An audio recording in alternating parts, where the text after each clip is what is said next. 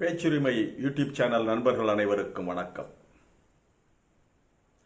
இன்று பீகார் தேர்தல் இன்னும் சற்று நேரத்தில் தொடங்க இருக்கிறது.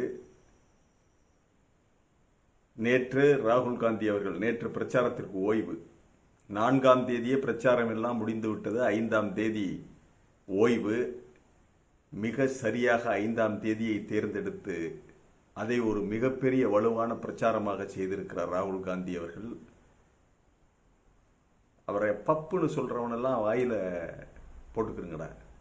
என்ன அழகாக இந்த ஃப்ராடு குல்லுமால கரெக்டா என்றைக்கு வெளிப்படுத்த வேண்டும் என்று கரெக்டா தேர்ந்தெடுத்து 5ஆம் தேதி பிரச்சாரம் ஓய்ந்தால் 4ஆம் தேதிய பிரச்சாரம் ஓய்ந்தாலும் 5ஆம் தேதி அவர் சொல்லி இருக்கிற விஷயம், அந்த கூட்டியிருக்கிற பிரஸ் மீட், அது பீகாரிலே மிகப்பெரிய மாற்றத்தை ஏற்படுத்தும் என்பதும் நாம் எடுத்து வைக்கின்ற ஒரு வாதம்.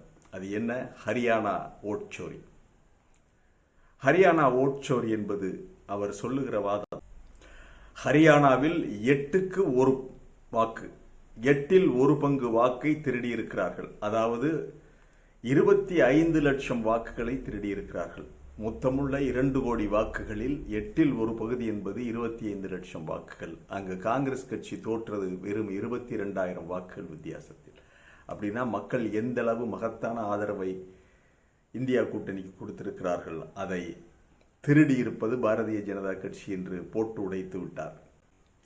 அவர் தன்னுடைய வாதத்திற்கு வலு சேர்க்கின்ற விதமாக பல்வேறு விஷயங்களை குறிப்பிடுகிறார். இருந்தாலும் அதில் மிக மிக முக்கியமானது அந்த பிரேசில் நாட்டு ஒரு மாடலிங் செய்கிற ஒரு பெண், அந்த பெண்ணுடைய போட்டோவை இந்தியனாக காட்டி கிட்டத்தட்ட 22 வாக்குகள் போடப்பட்டிருக்கிறது. அந்த பெண்ணுக்கான பெயர் சரோஜாவிலிருந்து சௌமியாவிலிருந்து நிறைய பேர் வச்சிருக்காங்க. 22 பேர் அந்த பிரேசில் மாடலுக்கு வச்சு 22 ஓட்டுகள் போட்டிருக்கிறார்கள். அதுவும் பல்வேறு தொகுதிகளில் ஓட்டு போட்டிருக்காங்க. ஒரே பெண்ணுடைய போட்டோவை வச்சு 22 ஓட்டு போட்டிருக்கிறாங்க. அட்ரஸ் எல்லாம் ஃபேக், அந்த தங்கி இருக்கிற இடம் எல்லாமே ஃபேக்.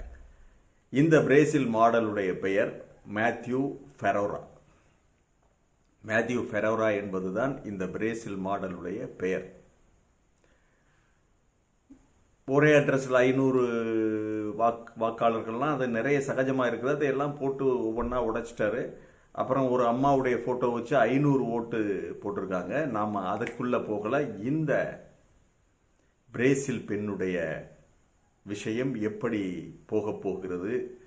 இதற்கு காங்கிரஸ் கட்சி, எதிர்கட்சிகள், இந்தியா கூட்டணி தங்களிடம் உள்ள வெளிநாடுகளில் தங்களுடைய செல்வாக்கை பயன்படுத்த வேண்டும். இப்ப மேத்யூ ஃபெரோரா 3 இடங்களில் வழக்கு போடலாம். பிரேசில் நாட்டு நீதிமன்றத்தில் இந்திய தேர்தல் ஆணையர் மீது வழக்கு போடலாம், இந்திய தேர்தல் ஆணையத்தின் மீது. உலக நீதிமன்றத்தில் வழக்கு தொடுக்கலாம். அதுபோக இந்திய உச்ச நீதிமன்றத்திலும் வழக்கு தொடுக்கலாம். ஒரு போட்டோவை, அவங்க சொல்லக்கூடிய வாதம், என்னுடைய போட்டோவை பார்க்கலாம், ரசிக்கலாம். சரி, இந்த போட்டோவை பயன்படுத்தி கள்ள ஓட்டு போடுவது ஜனநாயகத்தில் திருட்டு ஓட்டிற்கு, திருட்டுத்தனத்திற்கு, இந்தியா போன்ற ஒரு மாபெரும் ஜனநாயக நாட்டிற்கு வாக்குகளை திருட, சாதாரண மக்களுடைய வாக்குகளை திருட என்னுடைய புகைப்படத்தை பயன்படுத்தி இருப்பது மன்னிக்க முடியாத குற்றம். ஆகவே இதற்கு தேர்தல் கமிஷனை தண்டிக்க வேண்டும், இந்திய தேர்தல் ஆணையரை தண்டிக்க வேண்டும் என்று அவங்க வழக்கு தொடுத்தால் ஞானேஸ்வர் குமார் உள்ள போவாரா? உள்ளே பிடித்து வைக்குமா? உடனடியாக சாட்சிகளை அழித்து விடக்கூடும். ஆகவே தேர்தல் ஆணையரை கைது செய்து உள்ளே வையுங்கள் என்றால் ஞானேஸ்வர் குமாரை கைது செய்து உள்ளே வைப்பதற்கு தயாரா நம்முடைய நீதிமன்றங்கள்? அல்லது பிரேசில் இருந்து நோட்டீஸ் அனுப்பலாம், உலக நீதிமன்றத்திற்கு போகலாம். சர்வதேச நீதிமன்றம் இருக்குல்ல, அந்த நீதிமன்றத்தில் போய் உடனடியாக இந்த மேத்யூ ஃபெரோரா வழக்கை தாக்கல் செய்யலாம். அதற்காக நடவடிக்கைகளை நாம் எடுக்க வேண்டும். இப்படி இது தண்டனைக்குரிய குற்றம்தான், இதுல சந்தேகத்திற்கு இடமே கிடையாது. இதனுடைய சைபர் குற்றத்துக்குள்ள அதுக்குள்ள நுழைஞ்சாவே யார் எடுத்திருக்காங்க, எப்படி அப்லோட் பண்ணியிருக்காங்க என்பதெல்லாம் இதை யாரோ ஒருத்தர் எடுத்து கொடுத்தாலும் இதை சரிபார்க்காமல் அப்ரூவ் பண்ணி தன்னுடைய வாக்காளர் ஜாபிதாவில் சேர்த்து கொண்டது தலைமை தேர்தல் ஆணையத்தினுடைய மிகப்பெரிய குற்றமா இல்லையா? அவங்க கேட்கறதுக்கு ரைட்ஸ் இருக்கா இல்லையா? ஆக இந்த மாதிரியான குற்றங்களுக்கு தன்னுடைய பெயருக்கு மிகப்பெரிய களங்கம் ஏற்படுத்தி விட்டதாகவும், பிரேசிலில் தான் ஒரு புகழ்பெற்ற மாடல் என்றும், இப்படி வாக்கு திருட்டுக்காக தன்னுடைய புகைப்படத்தை பயன்படுத்தியதன் மூலம் தன்னுடைய பெயருக்கு நற்பெயருக்கு மிகப்பெரிய இழுக்கு ஏற்படுத்தி விட்டதாகவும், இதனால் தான் கடும் மன உளைச்சலில் பாதிக்கப்பட்டிருப்பதாகவும், எனக்கு இத்தனை 1000 கோடி எனக்கு நஷ்ட ஈடு வேண்டும் அல்லது இவங்களை பிடிச்சி ஜெயிலில் வைங்க அப்படின்னு சொல்லி அந்த மேத்யூ ஃபெராரா வழக்கு தொடுப்பதற்கு ஒரு நல்ல வாய்ப்பு இருக்கிறது. இந்த வாய்ப்பை இந்திய மக்களுக்காக அவர் செய்வாரா என்பதுதான் நம்முடைய கேள்வி. செய்ய வேண்டும். செய்வதற்கான வாய்ப்பை எதிர்க்கட்சிகள் வழங்க வேண்டும். நாமெல்லாம் இந்தியர்கள், நாமெல்லாம் காட்டி கொடுக்கக்கூடாது. திருடனை எங்கே வேணும்னாலும் காட்டி கொடுக்கலாம். நாமெல்லாம் இந்தியவர்கள் காட்டி கொடுக்கலாமா? ஆமா, கொலகார பயல்களை விட பெரிய கேவலமானவங்க. திருடனை காட்டி கொடுக்கலாமா என்றால் காட்டி கொடுக்கலாம். இன்டர்போல் இருக்குது, இன்றைக்கு சர்வதேச சட்டங்கள் இருக்கு. கிரைம் செய்தவர்களை இங்க வச்சு விசாரிங்க, அந்த தேர்தல் ஆணையரை இங்க கூட்டிகிட்டு வந்து விசாரிங்க அப்படின்னா கூட்டிகிட்டு போகலாம்.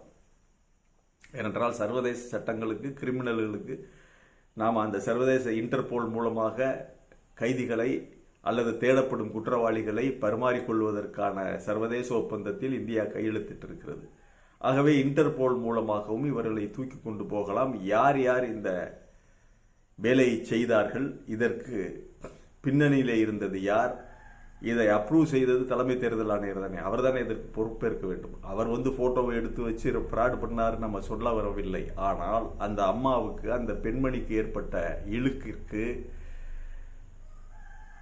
வாக்கு திருட்டு செய்தவராக சித்தரிப்பதற்கான முழு பொறுப்பையும் தேர்தல் ஆணையம் தான் ஏற்றுக்கொள்ள வேண்டும், தேர்தல் ஆணையர் தான் ஏற்றுக்கொள்ள வேண்டும். ஞானேஸ்வர் குமார் தான் இதற்கு பொறுப்பு.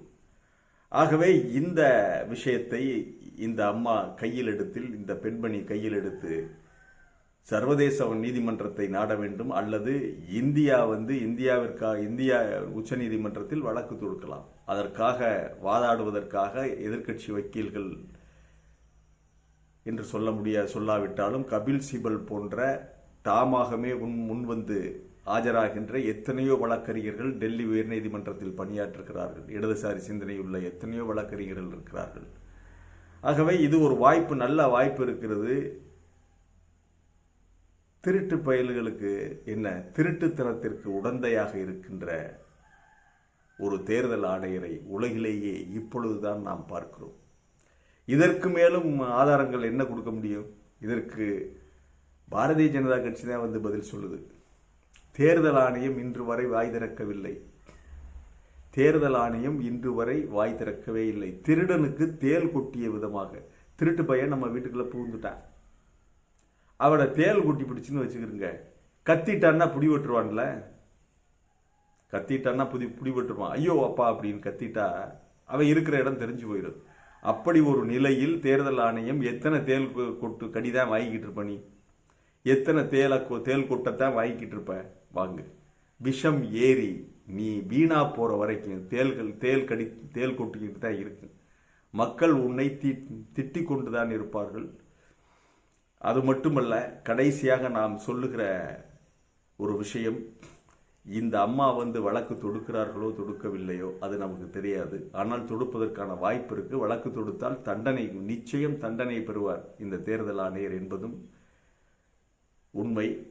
இன்னொரு விதமாகவும் நாம் சொல்லலாம், இங்கே TN சேஷன் ஒரு இருந்த தமிழகத்தில் இன்னும் நிறைய தேர்தல் ஆணையர்கள், கோபால்சாமி இவங்கெல்லாம் இருந்திருக்காங்க. அவங்கெல்லாம் ரிட்டையர்டு லைஃப்ல TN சேஷன் அவர் பாட்டுக்கு மயிலாப்பூர் குளத்துக்கு வருவார், கோயிலுக்கு வருவார், படிக்கட்டுகளிலே தெப்பக்குளத்திலே படிக்கட்டுகளிலே அமர்ந்திருப்பார். தன்னுடைய கடந்த கால நேர்மையான அனுபவங்களை அசை போட்டுக் கொண்டிருப்பார். அவர்களுடைய சொந்த பந்தங்களோடு பரிமாறிக்கொள்வார் தன்னுடைய அனுபவங்களை. தன்னுடைய கடைசி காலத்தை மிக அற்புதமாக மனதார ரொம்ப வெளிப்படையாக அனுபவித்துவிட்டு எல்லோருக்கும் சேஷன் நல்லவராக மதிப்பிற்குரியவராக வாழ்ந்து விட்டு போனார். ஆனா நீ துணைக்கு ஆள் இல்லாம போலீஸ் இல்லாம வெளியே வர முடியாது. டெல்லி ஆம் ஆத்மி இருக்காங்கல்ல, டெல்லி ஆம் ஆத்மி எப்படி தோற்றார்கள் என்பதை அவர்கள் தான் கண்டுபிடிக்க வேண்டும். ஆனால் வாக்குகளை பறிகொடுத்து விட்டு தங்களுடைய வாக்குகள் செல்லாத வாக்குகளாக ஆக்கப்பட்டதற்கு அதிகப்படியான வாக்குகள் தான் காரணம் என்று எண்ணிக்கொண்டிருக்கின்ற பல்வேறு ஏழைகள் ஜாக்கிரதை. ஞானேஷ்குமார் ரிட்டையர்மெண்ட்டுக்கு பிறகு தெருவில் தனியா நடக்காது, அவ்வளவுதான் சொல்லுவோம்.